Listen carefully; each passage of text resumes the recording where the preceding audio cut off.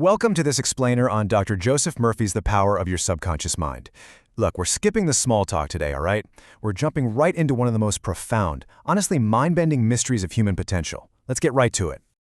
So, why are some people always successful?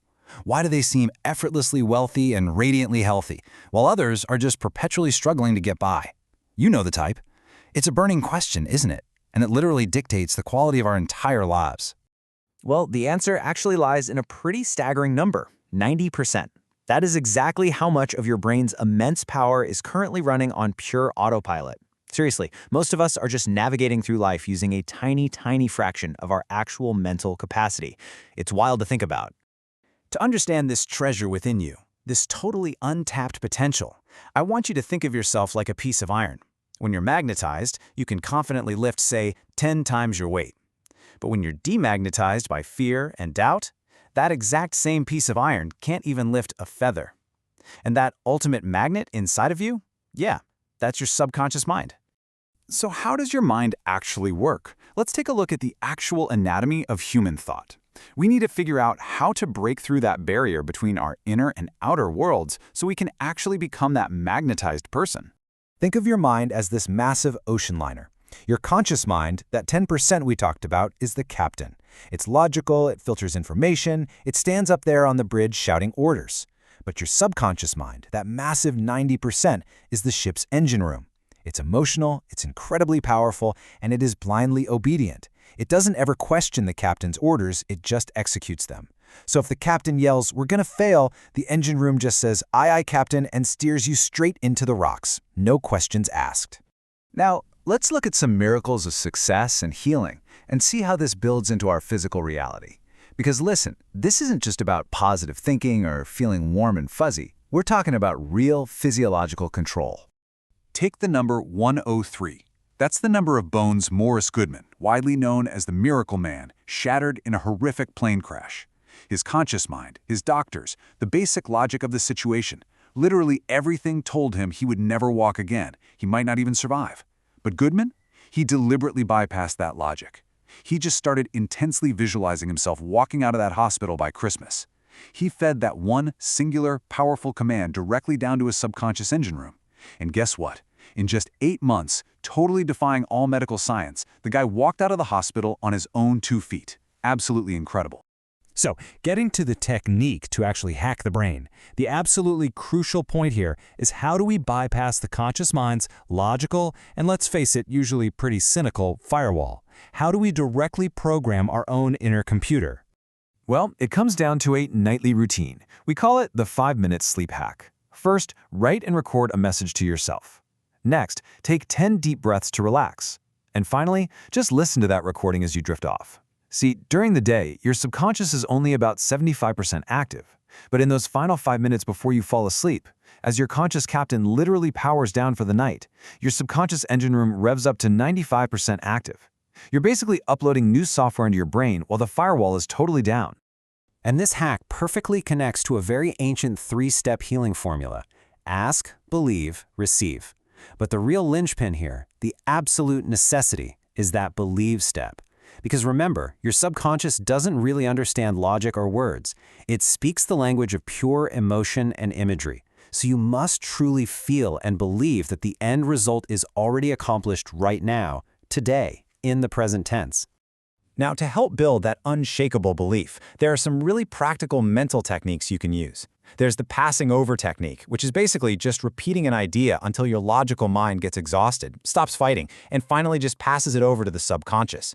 Then there's pure visualization. I mean, Nikola Tesla famously built perfect 3D models of his inventions in his head before he ever picked up a tool.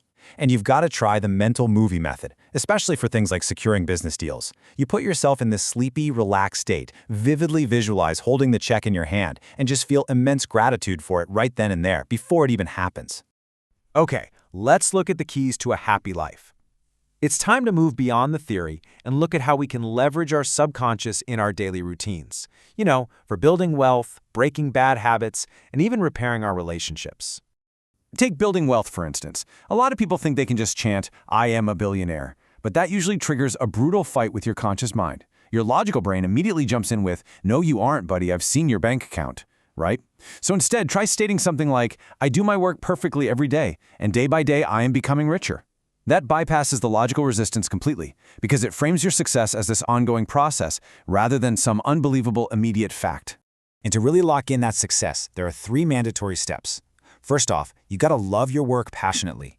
Second, you need to master a specific field so you can deeply serve people's needs. And third, and this is a big one, you must ensure your success genuinely contributes to humanity. See, purely selfish, isolated goals, they actually clash with the ultimate creative power of the subconscious mind. You have to be building something that lifts other people up along with you. Let's talk about memory. Saying, my subconscious mind is a storehouse of memory. I remember everything I read and hear perfectly is a game changer. There's this amazing story about a 16-year-old boy named Todd. He felt completely stupid. He was failing all his classes, totally terrified he was going to get expelled. Someone gave him this exact affirmation. So he stopped telling his subconscious he was a failure, and he started commanding it to be this perfect storehouse of knowledge. Just by changing that internal programming, Todd literally went from the absolute bottom of his class to being the top student. No joke. But hey, it's not just struggling students. Brilliant scientists rely on this stuff too. Look at the chemist Friedrich Kekulé. He was completely stuck trying to figure out the chemical structure of benzene. Logic just wasn't working. So, what did he do? He passed the problem over to his subconscious. One night, he has this incredibly vivid dream of a snake eating its own tail. He wakes up, suddenly realizes the benzene structure must be a cyclic ring, and boom, he changes the field of chemistry forever. His subconscious just bypassed all those logical roadblocks and delivered a pure breakthrough. You do have to be careful, though, because your subconscious can also wire in negative patterns. It uses what's called the habit loop: cue, routine, reward. Limiting behaviors like smoking, for example, get physically wired into your brain this way.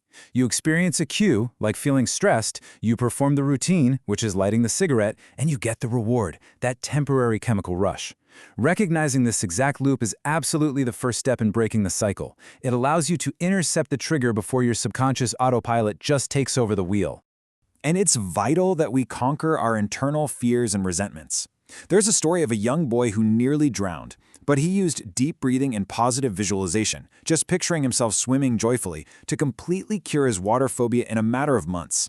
And dealing with resentment? Equally critical. There was a guy named John who held on to such bitter resentment over a coworker spilling coffee on him that it literally made him physically ill. You see, forgiving others isn't just about taking the moral high ground, it acts as literal mental medicine. It actively stops you from sending toxic commands down to your engine room. Which brings us to the ultimate takeaway from this whole explainer. Your subconscious mind is an absolute miracle engine, but it's sitting there waiting for your orders. It will build you up, or it will tear you down, based entirely on what you feed it. So, I want to leave you with a direct challenge. When you lay your head on the pillow tonight, and that conscious firewall finally drops during those final 5 minutes, what command will you give your subconscious mind before sleeping tonight?